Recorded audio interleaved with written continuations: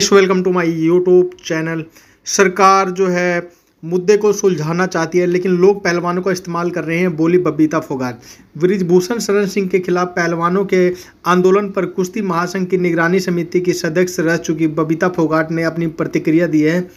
उन्होंने कहा है कि लोग जो पहलवानों का इस्तेमाल कर रहे हैं उनको कानूनी प्रक्रिया और सिस्टम पर भरोसा रखना चाहिए। सरकार इस मुद्दे को सुलझाना चाहती है।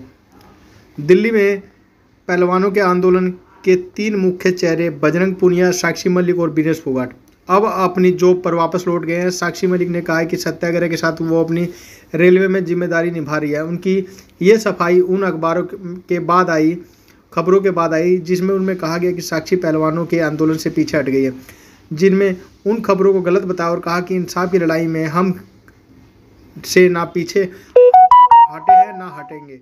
इसी बीच कुश्ती महासंघ की निगरानी समिति का सदस्य रह चुकी बबीता फोगाट ने पहलवानों के आंदोलन पर प्रतिक्रिया दी है।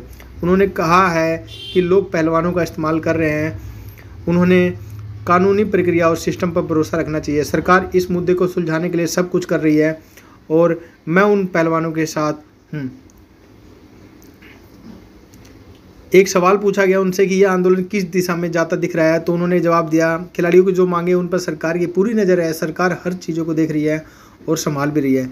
अब दूसरा एक सवाल पूछा गया कि कमेटी के सदस्य के रूप में आपका नाम कैसे आया, तो जवाब उन्होंने दिया बबीता फोगाट ने कि सभी खिलाड़ियों ने मिलकर साक्षी का नाम लेने का फैसला लिया है। साक्षी ने खुद कहा था कि मैं नहीं संभाल पाऊंगी। साक्षी ने कहा था कि आप लोग अगर सहमत हो तो चाहूँगी बबीता को कमेटी का सदस्य बनाया जाए। इस पर सभी ने सहमति दी और मैं किसी के साथ अन्याय नहीं किया और ना होने देंगी। सवाल ये था उनके साथ अगला कि हरिद्वार की घटना पर आप क्या कहना है। उन्होंने जवाब दिया, जिस किसी ने यह सलाह दी उन्होंने खिलाड़ियों के बारे में नहीं सोचा। कहीं ना कहीं खिलाड़ियों का इस्तेमाल किया गया। अगर मैं वहाँ होती तो ऐसा कभी ना होने देती, फिर क्यों ना पैर ही पकड़ने पड़ते। मुझे इस बात की तकलीफ़ है। सवाल ये पूछा गया उनसे कि अब इस मामले में आगे क्या, तो उन्होंने जवाब दिया कि सबको न्यायिक प्रक्रिया और जांच का समर्थन करना चाहिए। पहलवानों ने गृह मंत्री अमित शाह से मुलाकात की थी। बता दें कि शनिवार को पहलवानों ने गृह मंत्री अमित शाह से मुलाकात की थी।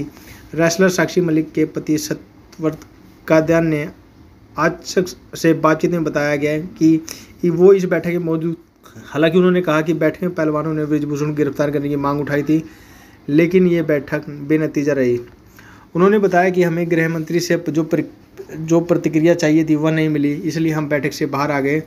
सत्यव्रत ने यह कहा कि हम विरोध के लिए आगे की रणनीति बना रहे हैं, हम पीछे नहीं हटेंगे और हम आगे की कार्रवाई पर योजना बना रहे हैं।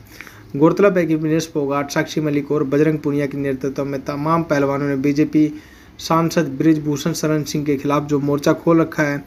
ये पहलवानों 23 अप्रैल से जंतर मंतर पर धरना दे रहे थे। पहलवानों ने बृजभूषण शरण सिंह पर यौन उत्पीड़न का आरोप लगाया। इससे पहले जनवरी में भी पहलवानों ने बृजभूषण के खिलाफ धरना दिया था। हालांकि तब खेल मंत्रालय के दखल के बाद पहलवान वापस लौट गए थे। इस बार पहलवानों ने नई संसद के उद्घाटन के दौरान भी संसद भवन के सामने प्रदर्शन की योजना बनाई थी, मगर पुलिस ने उन्हें इजाज़त नहीं दी थी और पहलवानों के धरना स्थल को खाली करा दिया गया। इस दौरान पुलिस और पहलवानों के बीच में झड़प भी हुई थी और हिरासत में लिए जाने की तस्वीरें भी सामने आई थी।